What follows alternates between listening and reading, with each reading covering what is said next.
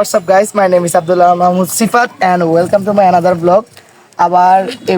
আবার mini blog আরেকটা নিয়ে আপনাদের সাথে চলে আসলাম। আর এখন আমি আমার দাদু বাড়িতে আসছিলাম, ওইখান থেকে হচ্ছে কি যেহেতু দাদু বাড়িতে আসছি আপনাদেরকে তো ব্লগে দেখাইতে হবে, তো ওইখান থেকে আমরা বিজয় সিং দিঘি আসছি। আর বিজয় সিং দিঘি সম্পর্কে যত ধরনের ইনফরমেশন আছে তা আপনাদেরকে দিব আজকে ভিডিওতে। প্রথমত হচ্ছে যে আপনারা যদি ফেনী মেন টাউন মহিপাল থেকে যদি আপনারা বিজয় সিং দিঘি আসেন, তাহলে আপনাদের লোকাল সিএনজি থাকে কিছু, ওই লোকাল সিএনজিগুলো আপনাদের থেকে 10 টাকা করে ভাড়া নেবে।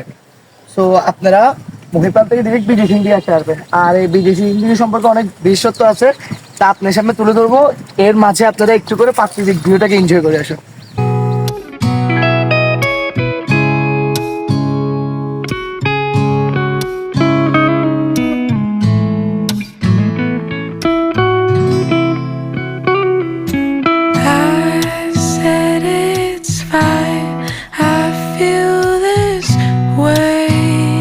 Sometimes only a minute more, just some hours pass by. এই বিজয় সিং দিঘির ইতিহাসটা মেন হলো রাজা বিজয় সিংহ থাকাকালীন এই দিঘিটার নামকরণ তার নাম অনুযায়ী বিজয় সিং দিঘি দেওয়া হয়েছে। আর আমরা পুরনো ইতিহাস থেকে জানতে পেরেছি যে এই জায়গাটা হচ্ছে কি একটু অলৌকিক টাইপসের ছিল, মানে এখানে অটোমেটিক বলে পানি থেকে মানে বিয়ে প্রোগ্রামগুলোর জন্য রূপার হাঁড়ি পাতিল, যেগুলো বিয়েতে ইউজ করে মানুষ, মানে হাঁড়ি পাতিল ইউজ করে রান্নার জন্য, এগুলো রূপার উঠে আসতো।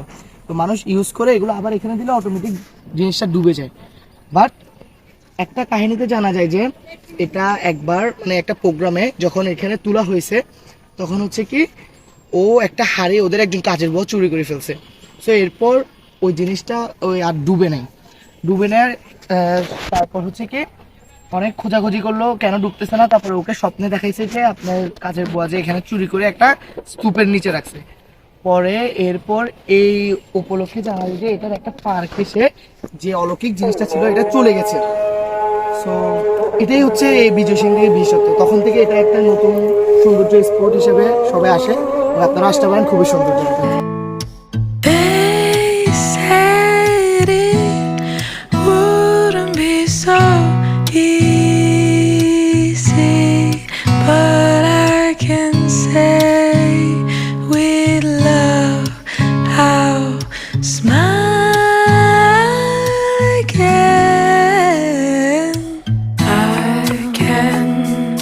Promise you I'll be fine. I can promise you I'll be fine.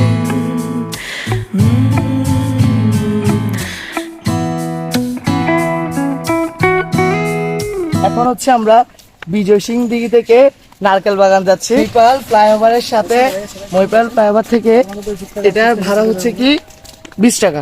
নারকেল বাগান খুবই সুন্দর। আর যেহেতু আমরা শর্ট ট্যুরে আসছি, আপনাদের সাথে খুব ছোটভাবে যতটুকু দেখানো হচ্ছে ততটুকুই দেখাচ্ছি। আর ভিডিওটা ভালো লাগলে লাইক, শেয়ার এন্ড সাবস্ক্রাইব করুন।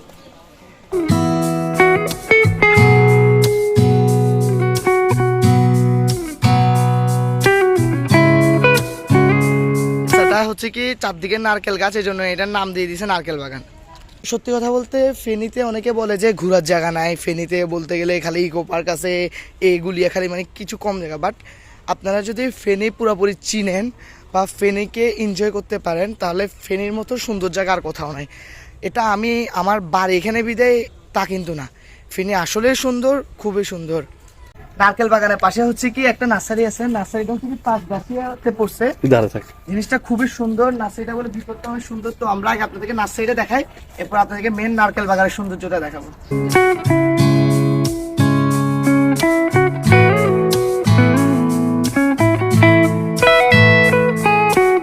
I'll just stay in my loneliness,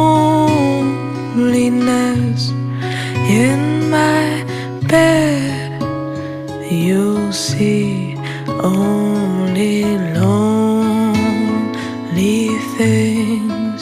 আমরা এখন হচ্ছে কি নার্সারি থেকে মেন নারকেল বাগানের দিকে যাচ্ছি। আর আমাদের মেন গাইড হচ্ছে কি এই সুবর্ণা আপু, যিনি হচ্ছে কি কাজের বাগ থাকে নিতে, তো ও সব কিছু চিনে, আমরা হচ্ছে কি টোটালি চিনি না। ওর ফেনীর ভাষা শুনছো, আই যাবো কই। খুবই সুন্দর। এখন আমরা নারকেল বাগানে যাব। আর এখানে একটা পুকুর আছে, বাড়িতে হচ্ছে কি পুকুর দেখলে খুবই ভালো লাগে। Sirens on the way.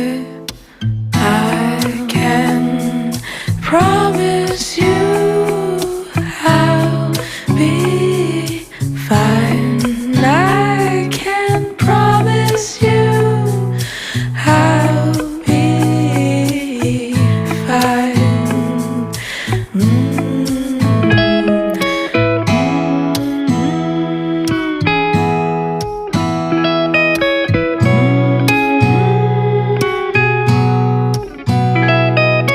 Fine, I'll be fine. Fine, I will be.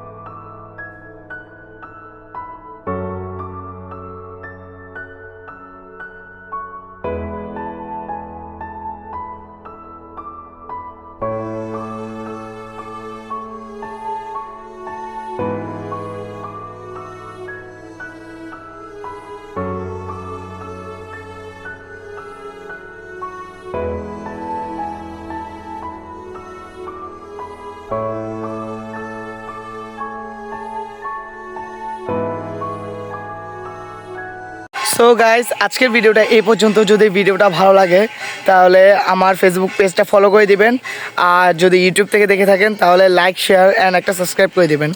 আর আমার কোন কোন জায়গায় ল্যাগিংস আছে আর কোনটা ঠিক করা উচিত, কোনো কিছু যদি ভুল ইনফরমেশান দিয়ে থাকি তাহলে ওইটা আমাকে সংশোধন করে দিবেন। তাহলে আমারও জানা হলো, আপনারও জানা হলো। ভিডিওটা এই পর্যন্ত, আবারও দেখা হবে। আল্লাহ হাফেজ।